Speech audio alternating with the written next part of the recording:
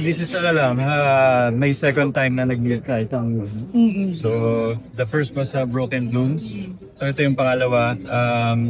Mahirap yung preparation dito kasi it's a heavy drama and sa akin lahat yung story ng kwento. I prepared like pinag-aralan talaga na mabuti ni Direk.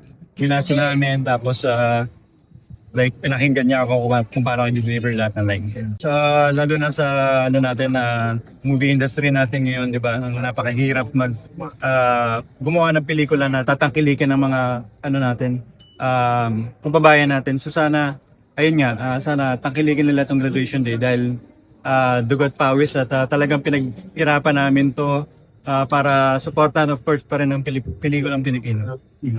Wala kang date tonight. Anong day tonight? Wala. Single? Single? Single. Oh, Oh. single ba? Single but happy. Single but low.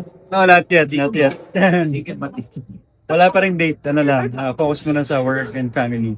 Myself. May serie ka ba? Soon, pinagahan ka. May serye soon. Oh yes, sa GMA pero hindi pa rin pwedeng sabihin eh. Okay. Abangan na lang nila, makapost natin.